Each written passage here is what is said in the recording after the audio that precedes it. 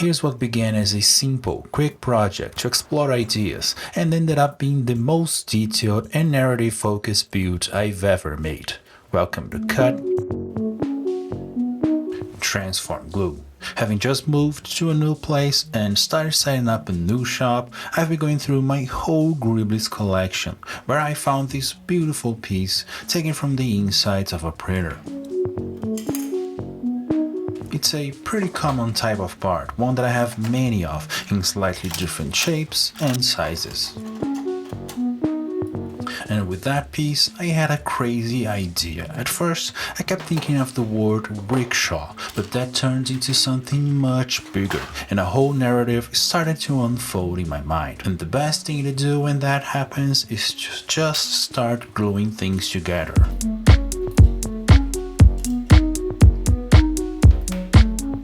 When I'm working on my models, one thing that I really focus on is hiding the pieces I'm using. I love when I tell people, you see that thing over there? It's just a simple keyboard keycap, and their eyes light up. So I always try to hide their obvious features, like I just did right there. At that point in the build, the rickshaw idea had already changed, and I was going for a more improvised look, like the person who would be writing it had built it themselves out of spare parts. So this time, I'm not thinking function, like I usually do when I'm adding shapes, because I want each part of this vehicle to look like it came from a different source. I want the whole thing to look very improvised.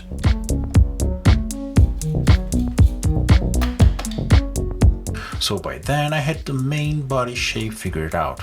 Next came the back portion where the person would be sitting, and for that part, that gorgeous blue piece I've been keeping in my collection for a long time would be perfect.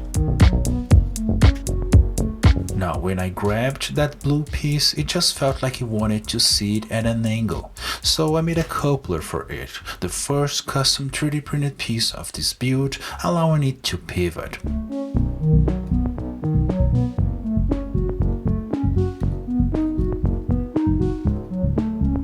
I then took the same approach to make the side tabs, and that's when this project took a turn and a whole new narrative came to me.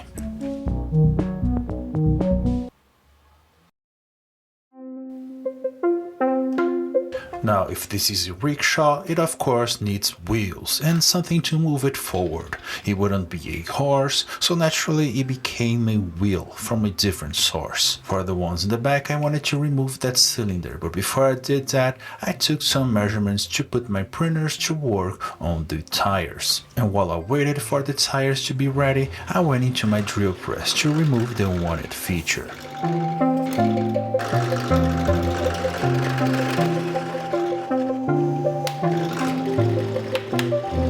I did a bit of extra cleaning on the parts, removing the plastic flashings with a woodcut tool, and then I gave the surface a little roughness using an abrasive sponge. And that's because I wanted to glue a couple of round detail plates, the kind I print in bulk for future projects, to give it a sci-fi look, and of course repeating the same processes on all of the wheels. On the back of each wheel, I added an extra plate to create a bit of distance from the connector arm, since these wheels have no power and would just be dragged forward by the front one. Now the connector arms right there, at first I made them by combining a few laser cut acrylic parts, but those shattered later in the project, which is unfortunate. Now the arm that connects the body to the front wheel, the one that will actually do the real work of moving the whole cart forward, is a much stronger part, also from a printer and also something I had in my collection for a long time. Now I know this looks a bit like a dragster, but trust me, it's going to give this cart the cobbled together look from random parts, just like I have in my mind for this build. Under the body, I attached a couple of connectors for the back wheels, properly reinforced with baking soda. Then I added some detail to the front wheel, a thicker one that gives the whole thing a bit more traction. And And for the extra traction, I used a threaded tire, a result of a complex 3D modeling technique that I'm just starting to learn. Now, there's a little trick I wanted to share. Of course, tires are only perfectly round where there's no weight on them, and that's not the case right here. So what I did was to heat the print bed to about 100 degrees and press the tires onto it, slightly deforming their shape, which gives the whole thing a much more realistic look. Definitely a trick I'll keep up in my sleeve for future projects.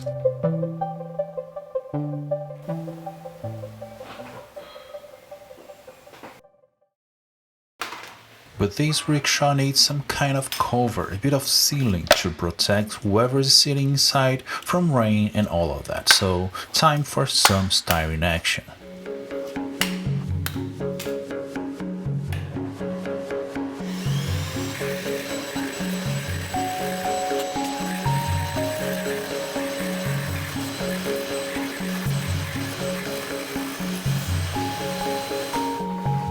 So far I've cut the styling to the right size and rounded the corners, giving it some finishing touches with a sanding stick. Then came some panel lines. Remember, this plate probably came from a different machine, so this needs to look out of context.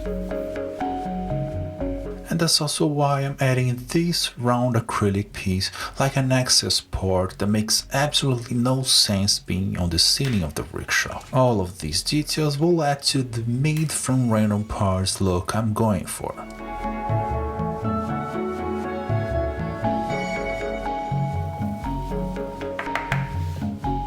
That feeling will also be amplified by the way I'm going to attach this plate to the cart.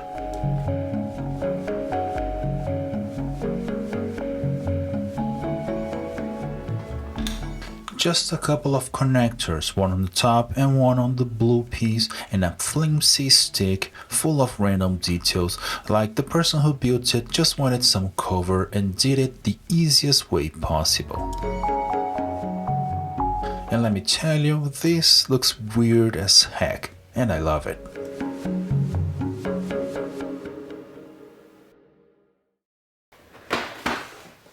Now it's time for me to actually tell you what was going through my mind during the next part of the process. Naturally, this build evolved from a rickshaw carrying an important person to an improvised cart used by a wandering trader. The words that guided this project, as I've been doing lately, became the trader.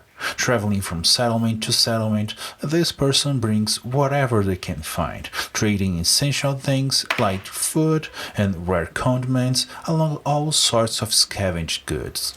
It has been really helpful for me to have a couple of guiding words for projects like this one.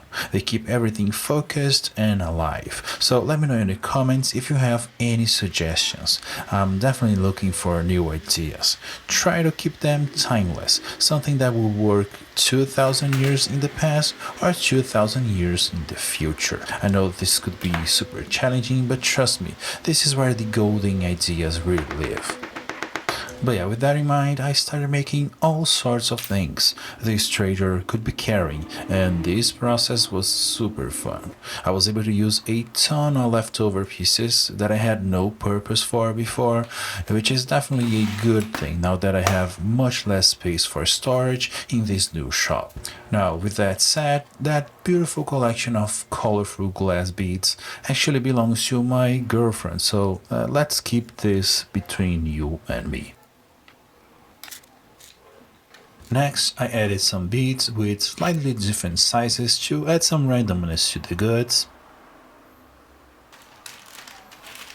And then I went for the good old epoxy putty to sculpt some more organic shapes like vegetables and such, just to break up all the mechanical forms of it. This part of the process was even more fun, since it's almost impossible to fail. I just had to make some carrots, eggplants, tomatoes, and so on. The imprecision right here actually helps, adding that natural randomness that these things need to look right. After a couple of hours of work, I had a ton of goods ready to be attached to this trader cart. Everything received a coat of primer, and this thing was finally ready to be painted.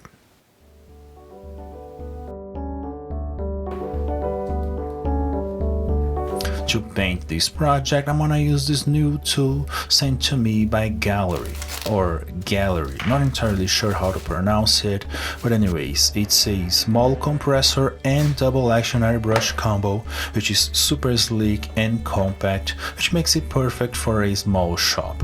They didn't sponsor this video, and this isn't a tool review, but I'll share a few thoughts on the device they kindly sent me. To be perfectly honest, I'm not a big fan of double action airbrushes. In my brief past experiences, they've been finicky and delicate, especially with the cheap paints I have access around here. Clogging was, and still is, constant, but I'm sure with better brands of model paint, things would be different. The star of the show, in my opinion, is really the small compressor. The auto activation, the compact size, and silent operation makes it a great choice for small projects and small shops, but I'll definitely keep putting this one to the test. Again, this was not sponsored, and I'm also not doing a full tool review. I'm not the one to be judging airbrushes for sure, but yeah, these were my 2 cents about it. Now for the goods, especially the vegetables, I went with brush painting on a process that was much more time consuming than I expected.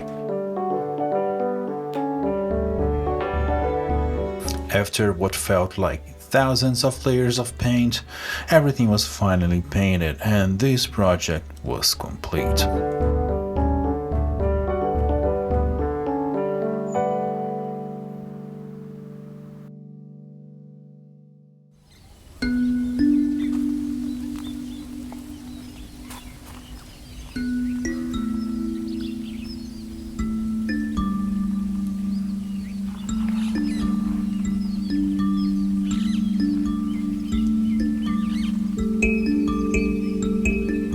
I've never focused so much on the narrative as I did in this one. Been trying this more and more, and I'm loving the results I'm getting. Let me know in the comments any ideas for future projects. I've got loads of gribblies and I'm not afraid to use them.